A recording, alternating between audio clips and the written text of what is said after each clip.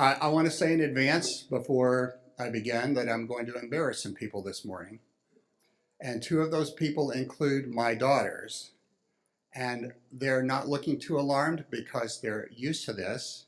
Because as a dad, it is my job to embarrass them. But it's a good thing. It's all good. In fact, it's remarkable. Um, I loved following Bess this morning. I mean, what an honor for a dad to get to do that.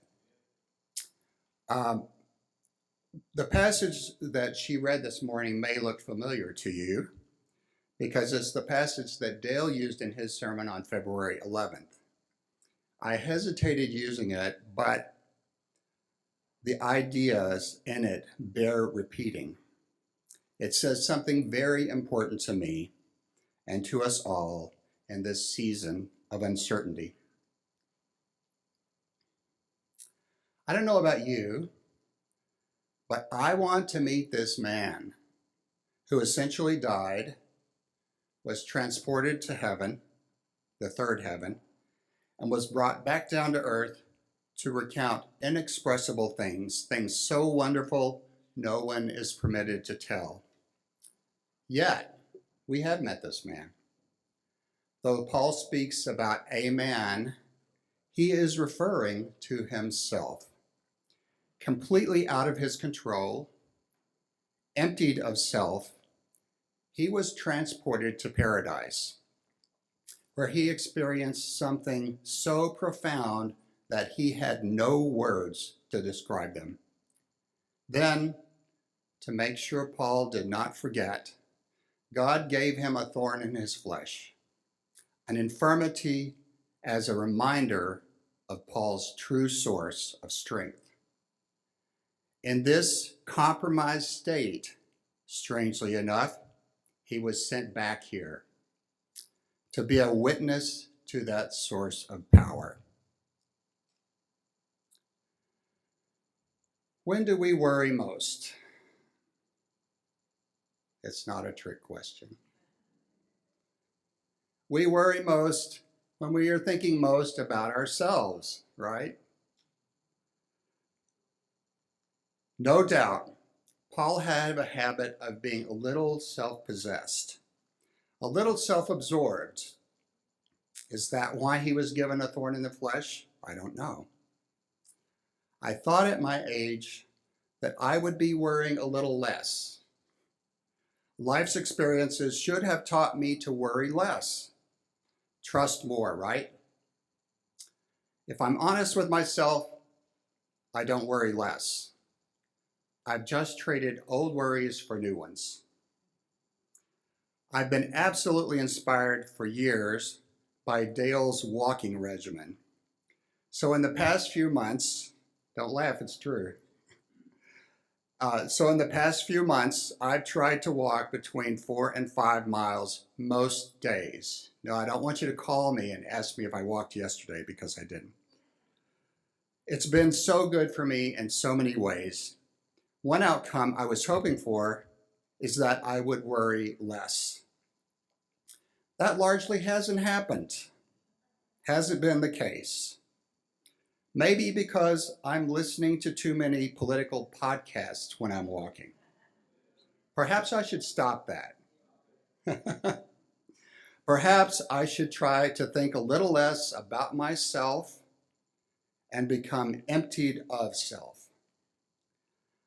I was not expecting to have Paul's Road to Emmaus experience while walking. Still, I was hoping for signs that this new discipline would have at least some emotional and spiritual benefit.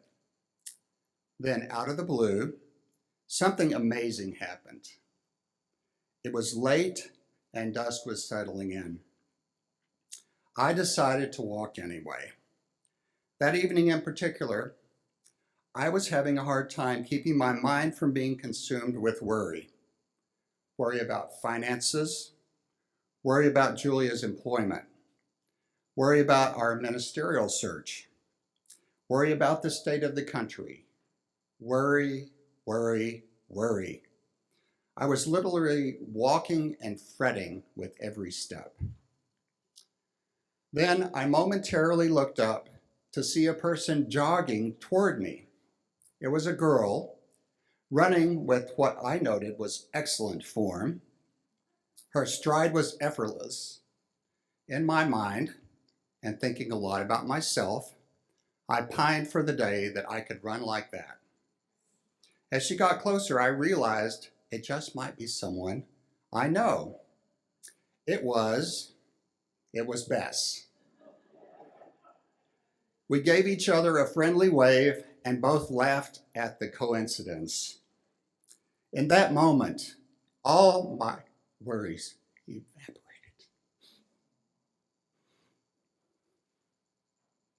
I said I wasn't going to do this. I was filled with nothing but joy in seeing her rocket past me.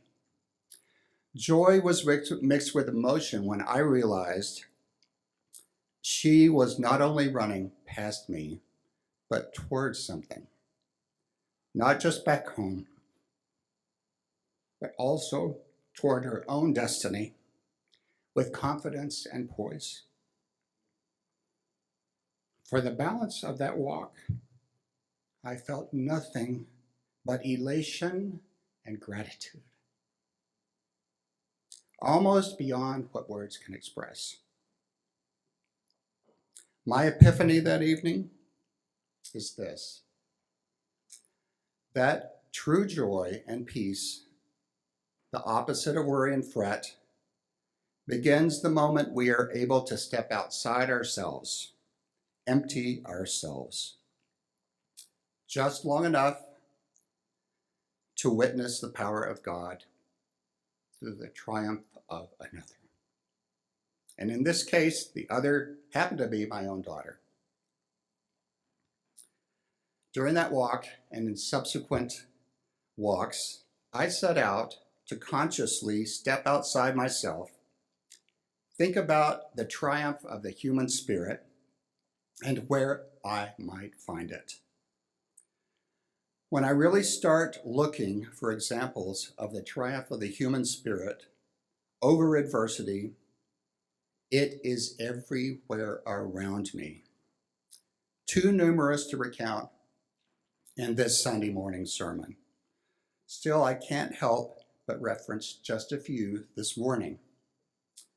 We all know and love Frank Bova. We all know that Frank often suffers severe physical and emotional pain. With genuine humility, he is the first to admit that at times he feels inadequate to the task of living. What he may not always recognize is that through his struggle, he is triumphant.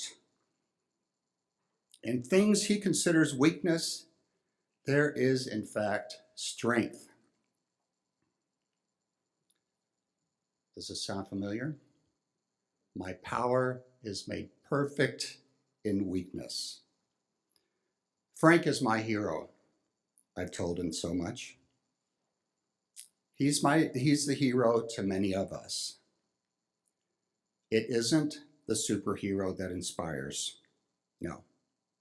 Superheroes can do anything. It is the mere mortal pushing through pain and feelings of inadequacy that inspires. Etched in my mind is an image of Frank Bova from several years ago. Having recovered from multiple bouts with cancer, he was at a church work party. If Frank can make it, so can you. Amen. He was blowing leaves in the parking lot, pushing a leaf blower with one hand, holding a walker with the other. Everybody can picture this, right? If he recalls that day, he might describe it as difficult and challenging. What I remember about that day was that he was triumphant. And if you want to see a current example of Frank's triumph after church today, just walk around the north side of the building and see the beautiful vegetable garden that thrives largely because of Frank. Expect God's power to be revealed in your darkest and weakest moments. My next example is a personal one. It was one of the worst days of our lives as a family. August 16th, 2018. Kate and I were in a pediatrician's office hearing these dreaded words. Kate, you have type 1 diabetes. We were both stunned. Sharing the shocking news with Julia, we met at the house and dropped Bess off at a friend's house. Heeding the words of the doctors not to speed, not to run red lights, we rushed towards Yale New Haven Children's Hospital. We spent the next 2 days living in the hospital, trying to comprehend what had happened. We were in an intense educational experience, absorbing every bit of information we could on how to manage a condition requiring utmost focus and attention, 24 hours a day, 7 days a week. On day 2, still shell-shocked and feeling completely inadequate to the task, we met with a Dr. Scher. She was clearly accomplished, confident, poised, and reassuring. Julia and I took furious notes, and Kate listened intently as Dr. Scher explained blood sugar levels, various types of insulin, giving insulin injections. She explained what a continuous glucose monitor is, and if you don't know, you can ask Kate afterwards. She explained what an insulin pump was, and Kate asked for more information about what that was, an insulin pump. And Dr. Scher simply said, "Do you want me to show you mine?"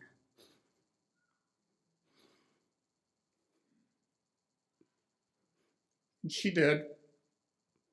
This accomplished, poised, authoritative doctor was a type 1 diabetic. I think in that encounter, in that moment, everything changed for Kate. And indeed, for all of us. Suddenly, what seemed like a torturous, uncertain journey became doable. Suddenly, power expressed through weakness was self-evident. Remember these words from Paul. For when I am weak, I am strong.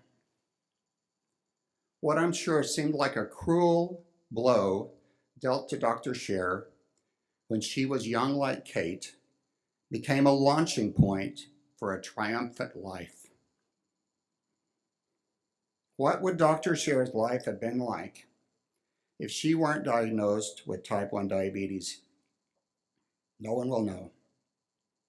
But I do know that her triumph over great challenges brought her to just the right moment, in just the right place, at just the right time to catch Kate as she fell, kept her from falling into despair. After our encounter with Dr. Scher, the path for Kate became clear. Humbly recognize the challenge ahead. Check. Grow up healthy and strong. Check. Play sports. Lead an active life. Check. Graduate from high school. Check. Go to college. Check. Steeled by adversity, accomplish something remarkable with your life. Check. Let your adversity inspire someone else. Check, check, check. Like Paul, Kate wakes up every day being reminded of the fragility of the human body. And oddly enough, That thorn in her flesh is transforming her life.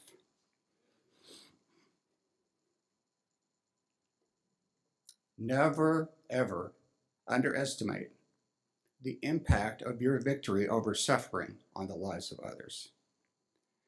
What would Paul's life have been like if he were not dealt that cruel thorn in the flesh? We will never know. But one thing is possible.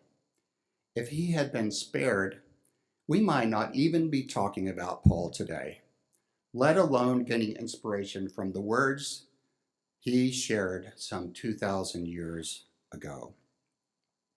Isn't it odd that human suffering and adversity is so often the wellspring of great achievements? It shouldn't surprise us that God's power is made perfect in manifest weakness.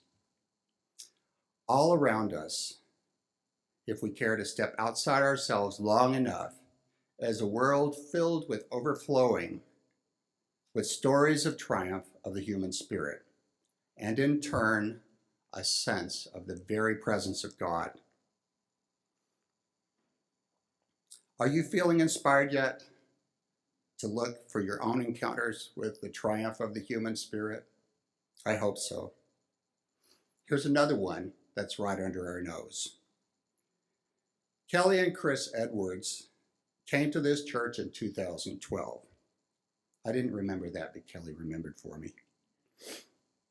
I remember they sat on the left side, about 6 rows back. What struck me about Chris when I first met him was the effort he had to make to connect, to absorb the world around him. What struck me about Kelly was her tenacity and her fierce protection and support of Chris. We all came to understand that this lovable, intelligent, remarkable boy was on the autism spectrum. Almost everything we take for granted in understanding and absorbing the world around us was for Chris a huge effort. And yet, that effort, that struggle, has changed his life. For when I am weak, then I am strong. Does anything at all need to be said about the triumph of Chris Edwards? Of course not. We've all had a front row seat to the show. He literally grew up in front of our eyes. Despite everything, he humbly recognized the challenges ahead. He grew up healthy and strong, played sports, led an active life, became an Eagle Scout, graduated from high school, went to college, got a job, got accepted to graduate school, is working on a doctoral degree in occupational therapy. There, I said it. Steeled by adversity, accomplished something remarkable with his life, became an inspiration for someone else, including me and you. Do you wonder what Chris's life would have been like if he had never struggled with autism? No one will know. Are you picking up on a pattern here? Let's just stop asking why and start anticipating now how God might next be powerfully revealed in weakness. This I know. Someday Chris will encounter someone struggling mightily to overcome an infirmity, their own thorn in the flesh, with no clear path forward. And that someone will ask Chris this question. Dr. Edwards, I love saying that. Dr. Edwards, is everything going to be okay? And Chris's very life will give them the answer they need.